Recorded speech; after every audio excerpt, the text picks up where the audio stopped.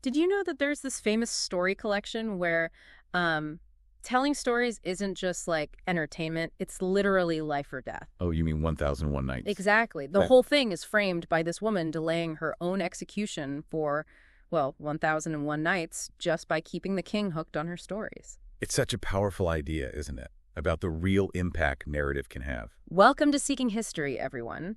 Today, we're diving deep into the incredible, really complex, and often pretty mysterious history of one of the world's most famous collections of tales, 1001 Nights, or, as many know it, the Arabian Nights. Yeah, and it's fascinating because it's a work that doesn't have, a single author or a single date or one specific origin point like we usually think of books. So our mission today is to sort of unpack all those layers of history behind it. Right. We want to trace its amazing journey, how it actually came together, how it changed and evolved over centuries, and its huge impact across so many cultures. We're really focusing on the journey of the text itself. Okay, let's start with that frame story because it really is the absolute core, isn't it? It sets everything up. Absolutely. So the main frame story, it revolves around this king, King Shahryar. The story kicks off after he discovers his wife has been unfaithful. Right, a huge betrayal. Huge. And it just plunges him into this really deep grief and bitterness. And it leads him to make this, well, truly horrific decision. He decides all women are untrustworthy. Exactly. Convinced they'll all dishonor him, he resolves to marry a new virgin every single night. And execute her the next morning. Yes, just to prevent any possibility of future infidelity. It's awful. It's this cycle of violence born out of his own despair and total mistrust. Precisely. And this brutal pattern, it actually continues for quite a long time. The vizier, his chief minister, is the one tasked with finding these brides every day. What a terrible job. Unimaginable. And the sources tell us this goes on until, well, eventually the vizier runs into a problem. He's basically run out of eligible young women to present to the king. And that's the moment. That's when Scheherazade, who's the vizier's own daughter, steps up. Yes. In this act of, extraordinary courage or maybe desperation, she volunteers. She says she'll be the king's next bride. Knowing what happened to all the others, it seems like pure suicide. It does, but Scheherazade is described as very wise, and she has this daring plan worked out. So on the night she marries King Shahryar, she asks if her sister, Dinazad, can be there. And then, prompted by her sister, she begins to tell the king a story.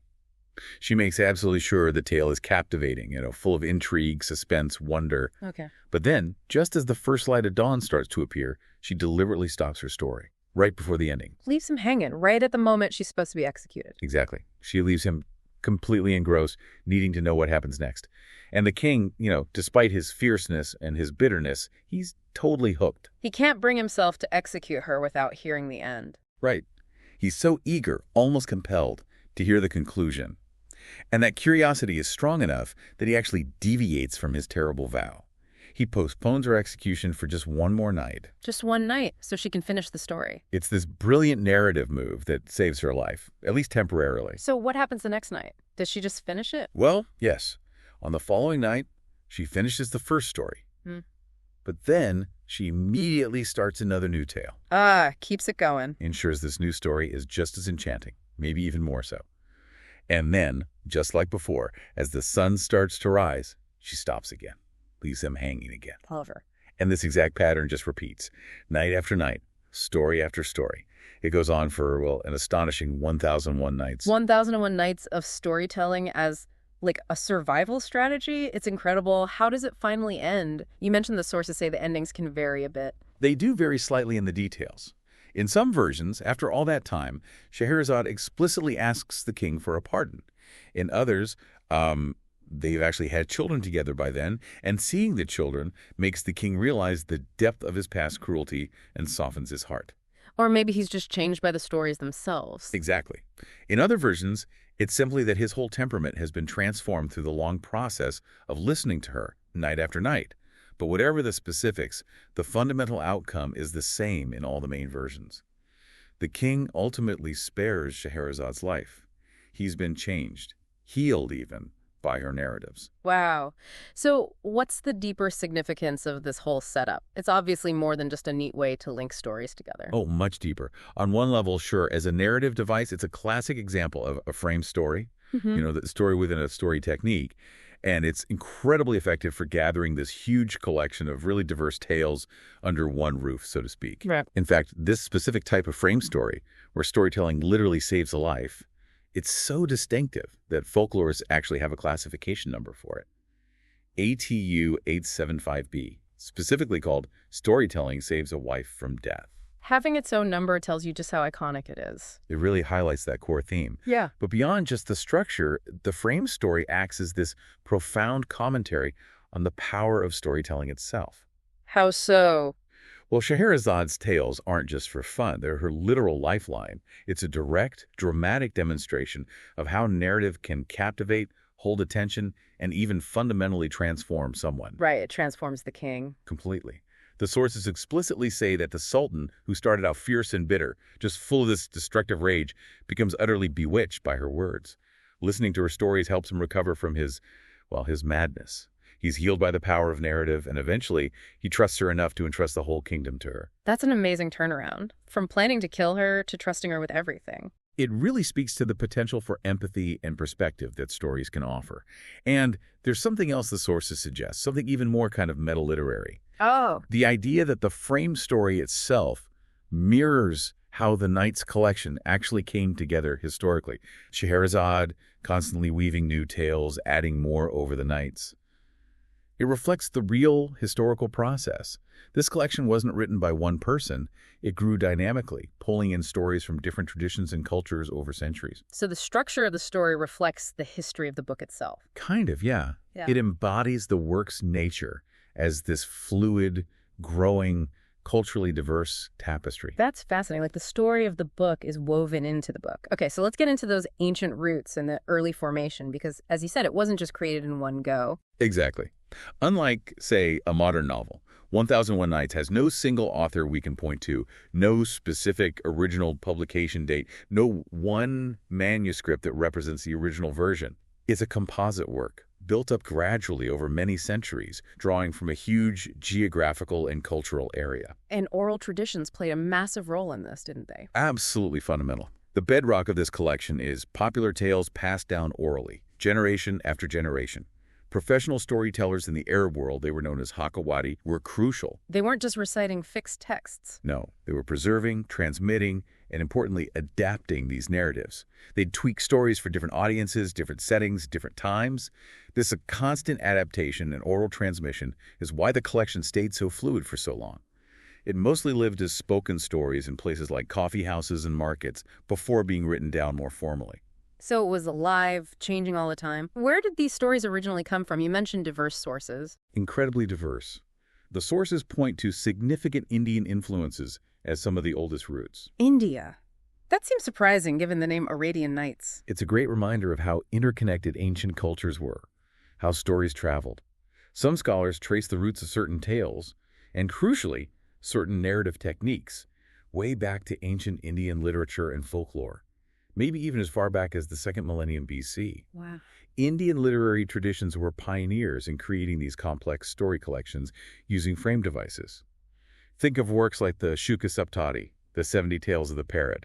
These clearly influenced later precursors. So early examples of the frame story structure. Yeah, using similar ideas. And specific Indian works like the Panchatantra, that's a famous collection of animal fables, and Kalila and Dimna, which is also based on the Panchatantra, and the Sinbad Noma, a version of the Seven Sages cycle. These were originally separate Indian texts. Their stories, or at least their structures, got absorbed into the mix that eventually became the Nights. And you can see shared techniques. Definitely. The whole idea of embedding stories within stories and using didactic fables with talking animals, these are common in older Indian literature. How did these Indian stories actually get into the Middle East? Through translation and cultural exchange, mainly. The Panchatantra, for example, was translated from Sanskrit into Pahlavi, which is Middle Persian, around 570 CE by a physician named Borzuya. Okay. Then, around 750 CE, the famous scholar Ibn al-Muqaffa translated that Pahlavi version into Arabic. This process was key in bringing these Indian storytelling traditions and narrative structures into the Arabic linguistic and cultural world, where they became part of the foundation for the Nights. So Persian influence was also critical then? Absolutely vital. There was a Pahlavi Persian work called Hazār Afsān, which means 1,000 tales. It's considered not just an influence, but a direct precursor, a primary source text, especially for that core frame story. The king, the betrayed wife, the storyteller saving her life over many nights. And the names. Scheherazade, Shahryar. Very likely derived from Persian names in the Hazār Afsān. Scheherazade probably comes from Shiraz. We know about this Persian precursor thanks to a 10th century scholar, Ibn al-Nadim. He wrote this amazing catalog of books called the Pirist. It's invaluable. He mentions the Persian Hazār Afsān, describes its frame story, and confirms it was told over 1,000 nights. 1,000 nights. But how many stories did he say it had? Interestingly, he noted that the version he saw only contained about 200 stories spread out over those 1,000 nights. Huh. So the stories must have been long or maybe stretched out in the telling? It suggests that, yeah, maybe the performance aspect was key, focusing on the nightly ritual rather than a strict count of tales at first. Ibn al-Nadim also gave us a little insight into how it was viewed back then. He rather dismissively called the Hazār Afsān truly a coarse book, without warmth in the telling. Ouch. Not exactly high praise from the scholarly elite. No, suggested it was maybe seen as popular, maybe a bit rough around the edges compared to more formal literature. Besides the frame story, other significant tale cycles in the Nights also have clear Persian roots, like the story of King Jaliyad and his Wazir Shimas and the 10 Wazirs, which comes from a 7th century Persian text called the Bakhtiyarnama. And Persia at that time was a hub for this kind of thing. Yes, the Sassanid era in Persia, around the 6th, 7th century AD, saw a lot of cultural activity, including lots of translation work into Pahlavi. This really enriched the pool of stories that were available later on. Okay, so we've got these deep roots in India and Persia, but the collection as we know it really took its final shape in an Arabic context, right? Exactly. While it drew heavily from these earlier traditions, the sources stress that the Nights was truly catalyzed, brought into its more familiar form within an Arabic literary tradition. This happened mostly during the Islamic Golden Age, starting around the 8th century. And the tales were adapted for this new audience. Yes, they were Arabized. That meant weaving in familiar Islamic geography, customs, cultural references, and even historical figures. Like Harun al-Rashid. He's a prime example. The historical Abbasid Caliph Harun al-Rashid, who ruled from Baghdad in the late 8th, early 9th century, along with his famous Grand Vizier Jafar al-Barmaki and the poet Abu Nuwas, they pop up as major characters in many of the embedded tales. Which is interesting because the frame story itself is set earlier in Sassanid Persia. It is. It shows this fascinating layering effect. Later historical context and figures from Abbasid Baghdad get woven into these older story cycles. It really reflects how dynamic and evolving the collection was, and the arrival of these stories in Arabic around the mid-8th century actually influenced Arabic literature itself. It encouraged imitations and helped create this genre of popular, adventurous middle literature, something between high classical works and pure oral folklore. Do we have any really early physical evidence of it in Arabic, like manuscripts? We do. The earliest concrete clues point to compilation happening in late 8th century Baghdad. And the oldest surviving physical piece is just a tiny fragment, a few lines from a 9th century Arabic manuscript found in Cairo. Wow, 9th century. What does it show? It's called Kitab Hadith Alf Layla, the Book of the Discourse of the Thousand Nights.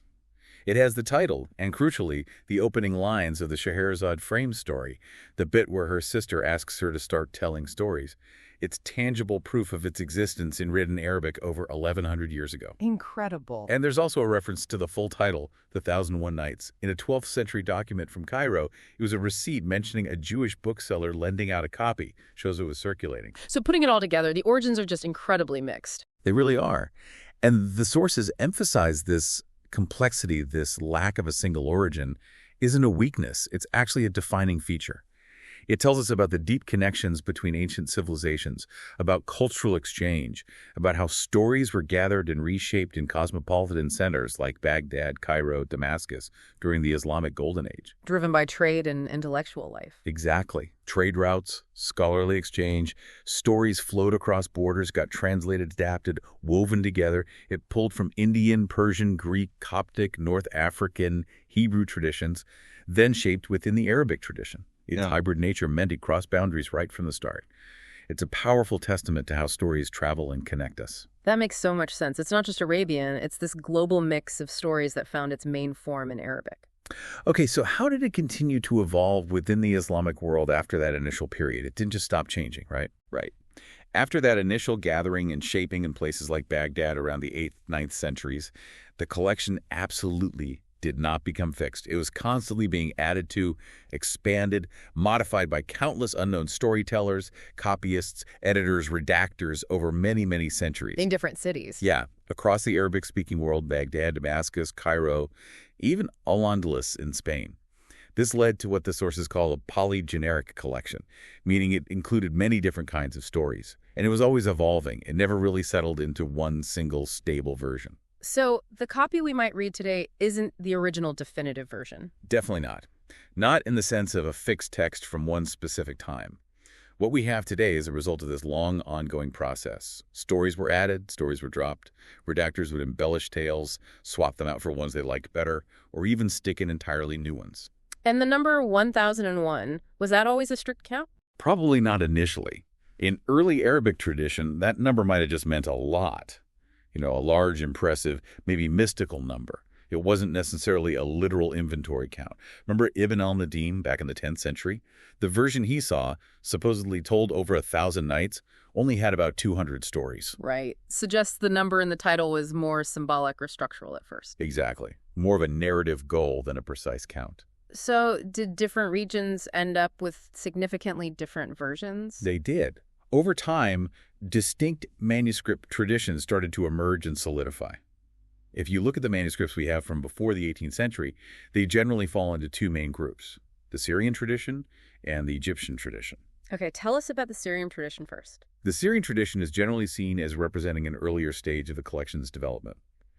The most important manuscript for this is a 14th or 15th century Syrian manuscript, which is now in Paris.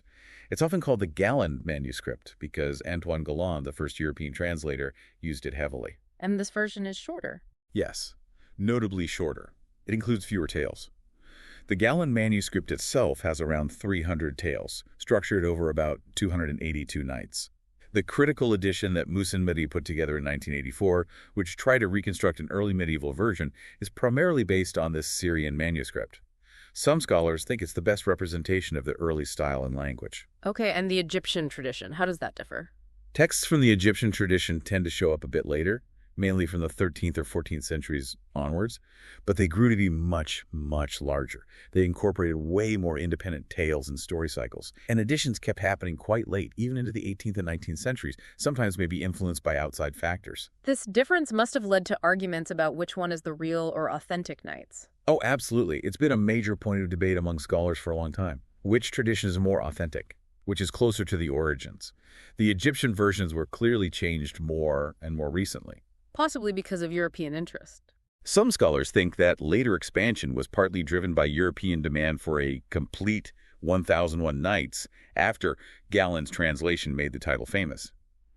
But the sources also point out that adding independent stories, expanding the collection, that was just part of how the Nights worked throughout its history long before Europeans got involved. So it wasn't just a reaction to Europe. Likely not entirely. So even if the Syrian tradition, like Mahdi's Leiden edition, isn't the only authentic version, some see it as the best source for understanding the medieval style and language before those later big Egyptian editions. So we have this shorter, possibly older Syrian version and a longer, later Egyptian one. Do they still share some common stories? Yes, definitely. Despite all the variations in what's included overall, all the substantial versions from both traditions share a relatively small, common core of tales. These seem to be the stories that were central pretty early on. Like which ones? The sources mention ones like the merchant and the genie, the fisherman and the genie, the porter and the three ladies, the three apples, and a few others. These form a kind of shared backbone across the different manuscript branches. You mentioned earlier that scholars like Ibn al-Nadim weren't overly impressed. Did the Nights generally have a high literary reputation in the Islamic world back then? It's surprising, isn't it, given its global fame now? But the evidence suggests that historically, among the educated elite in the Arabic-speaking world, it really didn't have a high literary status. Really? Yeah. Early mentions, like Ibn al-Adim's and that 12th century receipt from Cairo, suggest it wasn't considered part of high literature or classical Arabic adab. It was sometimes seen as common, maybe even vulgar. Why vulgar? Possibly because of its popular origins, maybe some explicit content, or because its style deviated from the classical forms of poetry and prose. The sources actually state there's little evidence that the Nights was particularly treasured in the Arab world historically. It rarely shows up in lists of celebrated literature, and compared to other classical works, very few manuscripts survive from before the 18th century. That is a striking contrast to its global standing today. Why was it viewed that way? Well, in the medieval Arabic literary world, poetry and sophisticated prose, things like history, philosophy, theology, held the top spots. Popular fiction, especially imaginative tales like these, often had a lower cultural status. They were seen as less serious. Exactly. The tales of the Nights were often dismissed as khurafa. That term means like improbable fantasies, fables, maybe suitable for entertaining women and children, but not for serious study or intellectual engagement by learned men. And the sources note that even today, some people in the Arab world might still view the collection with a bit of disdain as vulgar, improbable, childish, or just not well written compared to classical literature. So, if it wasn't being read quietly by scholars, how did it actually survive and spread? That's the key, really, to its unique story and enduring power. Instead of being mainly a text for private reading, it circulated widely as popular entertainment. It served as material, like scripts or inspiration, for public storytelling performances. The Hakawati tradition you mentioned. Exactly. Those professional storytellers kept using and adapting these tales for centuries in coffeehouses, markets, public squares. They reportedly kept this vibrant oral tradition going in Arabic until at least the 1700s. So its popular nature saved it? The sources suggest exactly that. Its strength and appeal came precisely from this popular adaptable foundation. It allowed it to kind of bypass those strict literary hierarchies that might have otherwise just let it fade away. Its fluidity and popular roots were its best survival strategy in its home context. That's a fascinating twist. Its lower status helped it survive in a different way. And speaking of spreading, its arrival in Europe, that's when its global fame really exploded, wasn't it? Absolutely. That was the major turning point for 1001 Nights becoming a household name worldwide. And it's thanks to the first major European translation, Antoine Gullin's French version, Les Mille et Une Nuits. When was that published? In 12 volumes between 1704 and 1717, it was the first full-scale version in a Western language. And the sources say it had a tremendous impact. It became an immediate sensation, incredibly popular all across Europe. And Gallen's translation wasn't just a simple word-for-word thing, was it? He added things. No, and this is such a crucial part of the story. It really shows how translators actively shape a text for a new audience. His main source was an Arabic manuscript, that 14th, 15th century Syrian one, the Gallen manuscript we talked about. Okay. But he significantly added to it. Most importantly, he included stories he heard directly, orally, from a Syrian Maronite storyteller named Hannah Diab. Diab visited Paris between 1708 and 1710. So Gallen heard stories from him. Yes, and recent scholarship, including the discovery of Diab's own memoirs, confirms that Diab was the direct source, essentially the author, in that context of several of the most famous tales Gallen put in his version. Which tales are we talking about? The big ones. Aladdin and the Wonderful Lamp, Ali Baba and the 40 Thieves, and the whole cycle of Sinbad the Sailor. These stories were not in that main Syrian manuscript Gallen was translating. No way. Aladdin and Ali Baba weren't in the main manuscript. Nope. He included them based on Diab's retellings and maybe some other sources he had access to. But these stories, sometimes called the orphan stories because their origins are a bit separate from the core manuscript traditions, became so incredibly popular in the West that, for most people, they are the Arabian Nights. That is extraordinary. The stories everyone knows best weren't even in the original text he was working from, but were oral editions. It's a profound example of translation as an active process, selection, adaptation, shaping. Gallen's version kicked off this huge wave of imitation in Europe. It really helped develop the Oriental tales genre, especially in French literature. Writers started using that style. Yeah. Enlightenment writers like Montesquieu in his Persian letters and Voltaire in Zadig used these kinds of pseudo-Oriental settings as exotic backdrops for social and political satire. It wasn't just about fantasy. It was used for critique. It even influenced things like the Gothic novel William Beckford's Vathek is a direct result of this fascination. Did Gallen change other things besides adding stories? Did he edit the content? Yes. The sources mention he made conscious choices to make it fit early 18th century European tastes.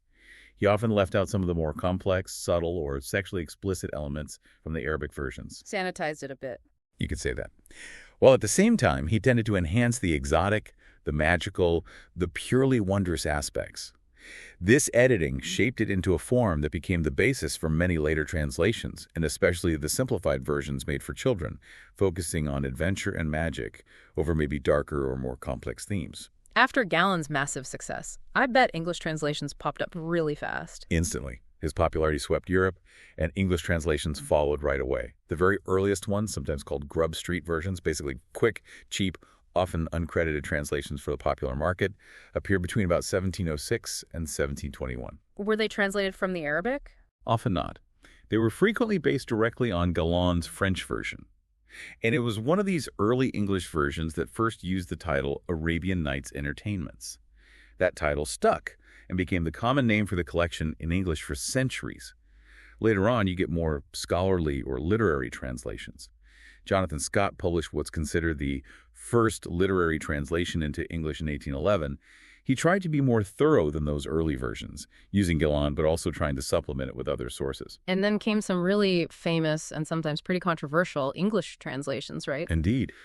Edward Lane published his translation, based on an Egyptian version, between 1838 and 1840. Lane's version is famous for being heavily Baudelarized. Meaning he cut stuff out. Yes, he deliberately removed or changed content he thought was immoral or offensive, focusing on what he saw as the more proper parts. But interestingly, he also included these really extensive, valuable anthropological notes about Arab customs, reflecting that growing academic interest in the Middle East and Europe.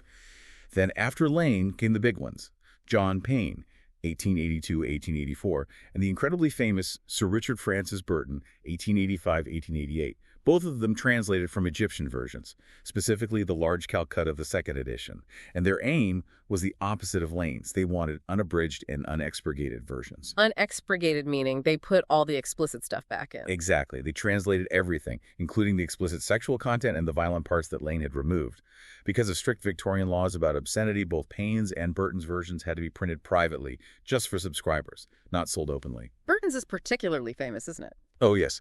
Burton's translation is legendary for its very distinctive, often deliberately archaic language, kind of extravagant style, and what critics then and now have called his obsessive focus on sexuality. He included masses of footnotes, appendices, essays discussing Oriental sexual mores. Wow. It's a really complex, very personal, sometimes quite eccentric translation.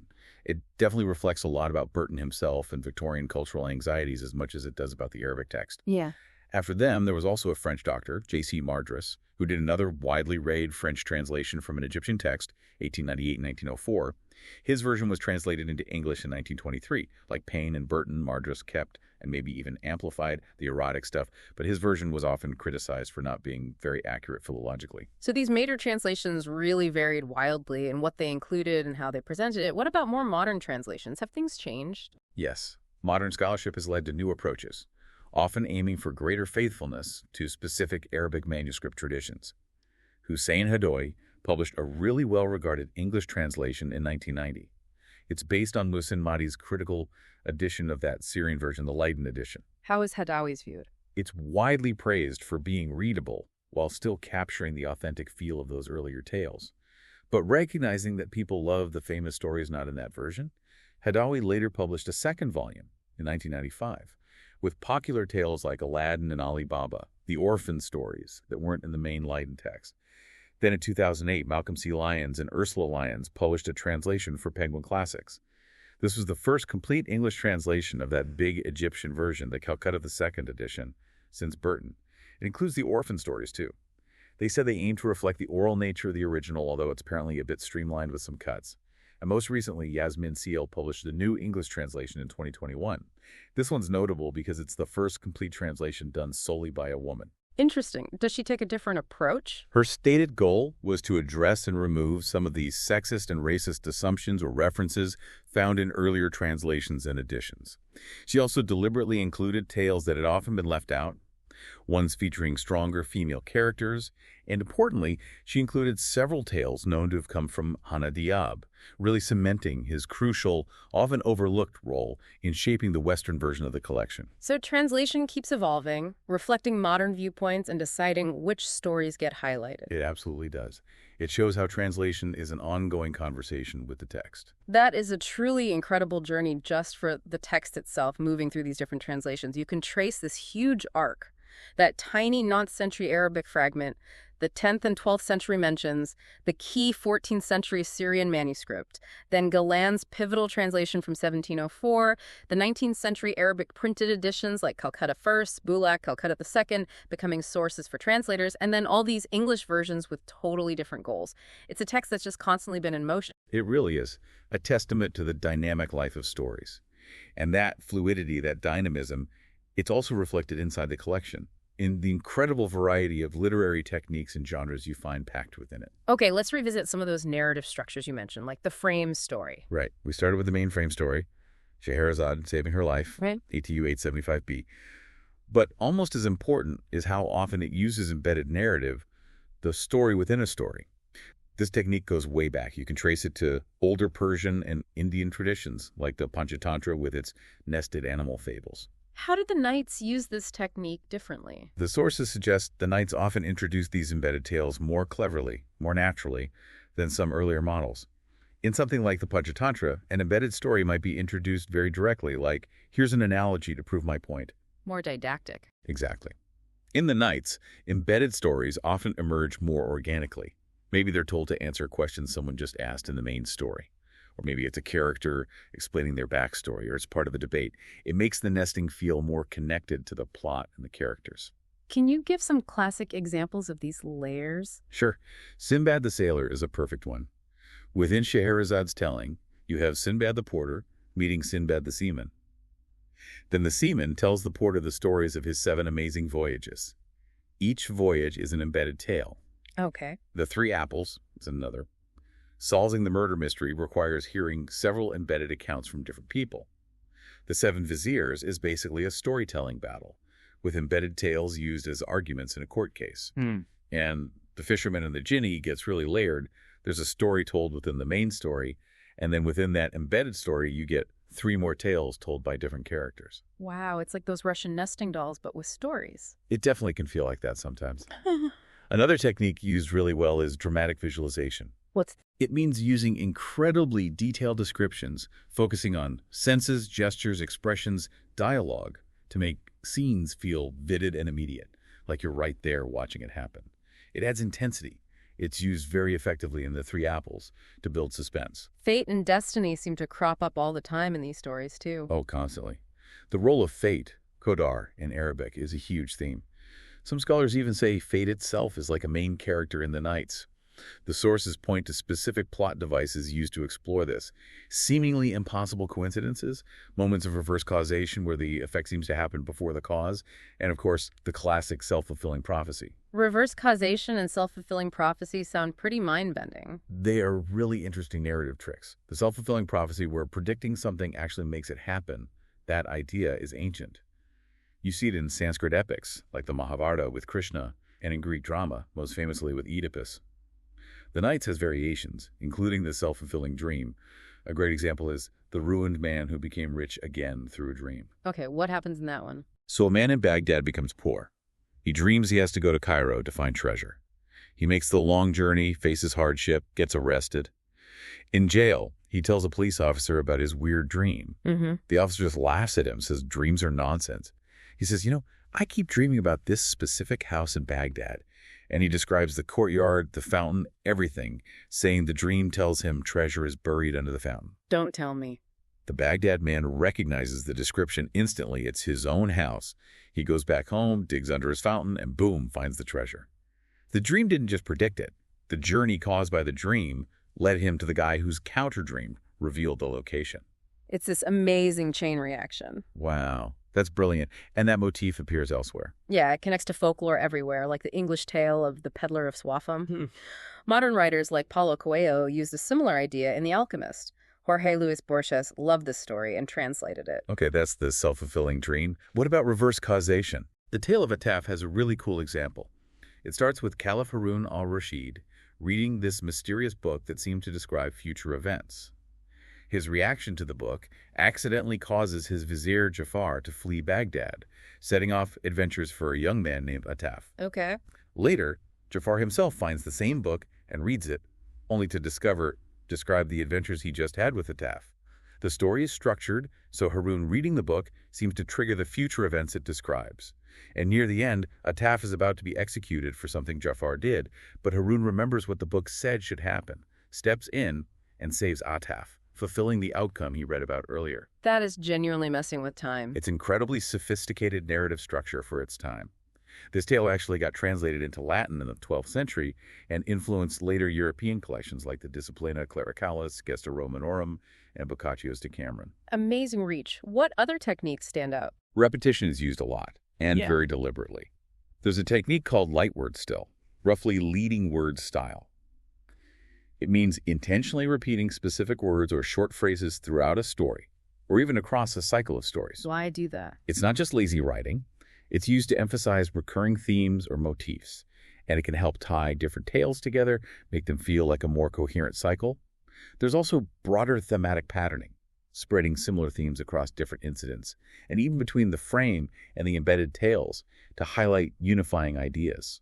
The sources also point out distinct genre elements pumping up. There's quite a bit of sexual humor, sometimes very explicit, almost satirical, like in a tale called Ali with a Large Member, though, again, many translations cut that stuff out. Right. The unreliable narrator is another technique used, often for suspense or humor. Can you give an example of that? Right. Sure.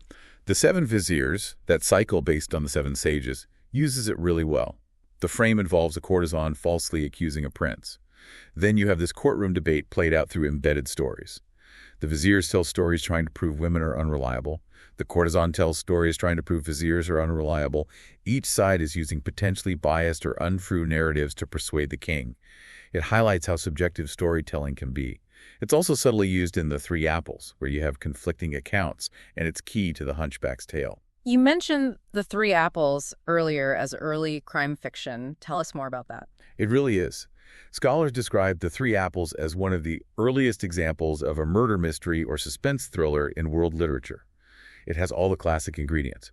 A body is found, a chest pulled from the river contains a woman's dismembered body. Grim. Very. Caliph Harun al-Rashid tells his vizier Jafar, find the killer in 3 days or you're dead. The investigation involves plot twists, two men confessing with contradictory stories. A real whodunit. Totally. Jafar figures out the husband killed her, but the motive involves a missing apple. Harun gives him another deadline. Find the slave who took the apple. Jafar solves it almost by accident when he finds his own daughter with the apple, tracing it back to his own slave. It's a proper mystery with clues, red herrings, deadlines. The Hunchback's tale also has crime elements, but it's more like a dark comedy or a courtroom drama set in fictional China. It starts with the accidental death of a hunchback and then a series of people trying to pass the body off onto someone else to avoid blame. Oh, dear. Yeah, it leads to this chain of bizarre events.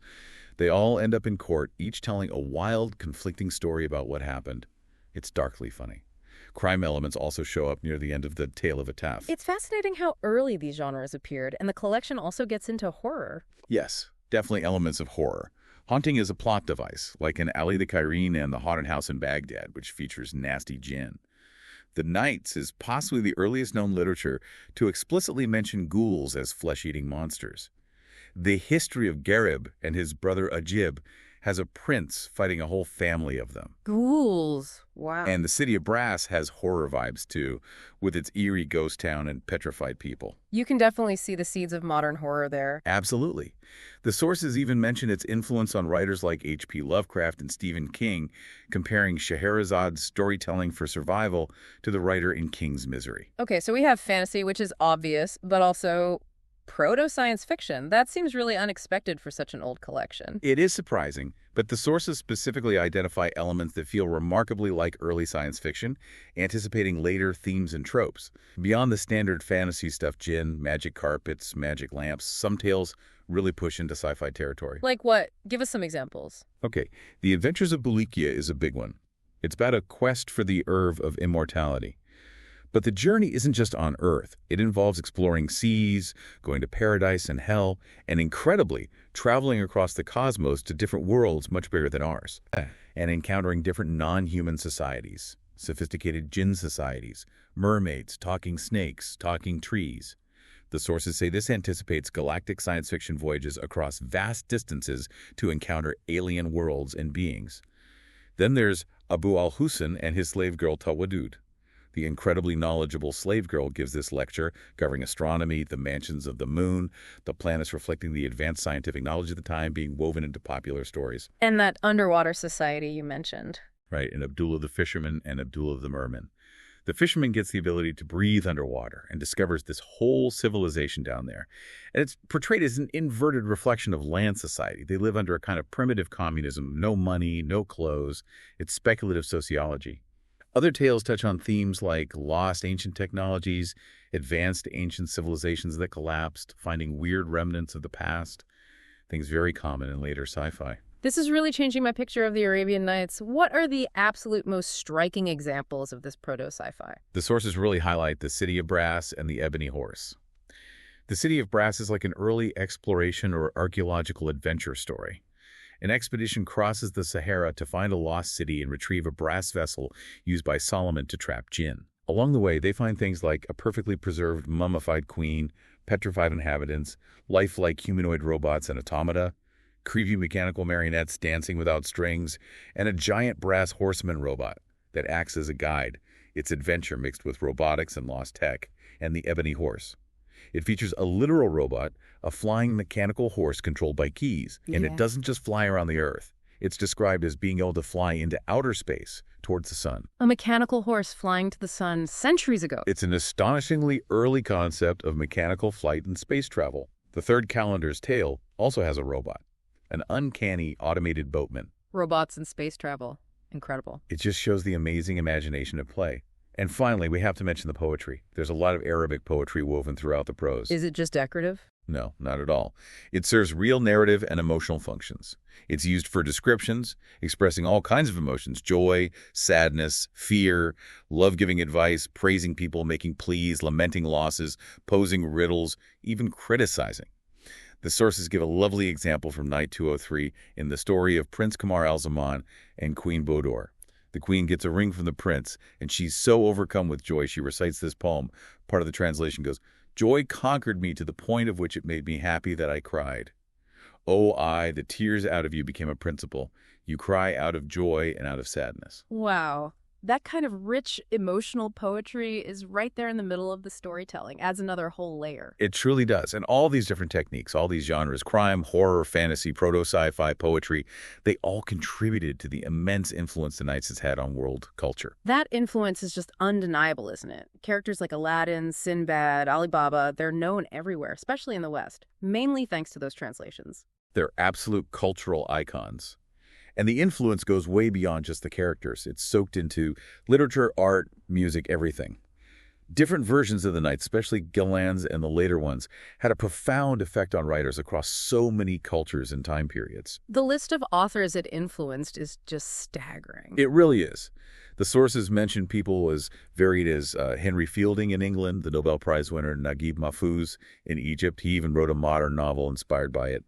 Then you have John Barth, Jorge Luis Borges, Salman Rushdie, Orhan Pamuk. Also Walter Scott. Thackeray, Wilkie Collins, Elizabeth Gaskell, Edgar Allan Poe. He wrote a sequel. W.B. Yeats was fascinated by it. H.G. Wells, H.P. Lovecraft, Marcel Proust, A.S. Byatt, Angela Carter. The list just goes on and on. Many of them even refer to the Nights by name in their own work. And those fantasy tropes that seem so standard now, a lot came from here. Absolutely. Things like the powerful genie in a bottle or lamp, the giant Bahamut fish creature, the flying carpet, the magic lamp granting wishes. These are staples of modern fantasy in books, films, games. They became so common that L. Frank Baum, who wrote The Wizard of Oz, actually lifted the genie as a stereotype he wanted to avoid when creating his own modern American fairy tale. Shows how embedded they were. The influence even reaches into, astronomy. Yeah, that's a fun one. Features on Enceladus, one of Saturn's moons, are officially named after characters and places from Burton's translation. The IAU decided this in 1982 because the moon's surface looked so weird and fantastical, they thought names from this literary fantasy world fit perfectly.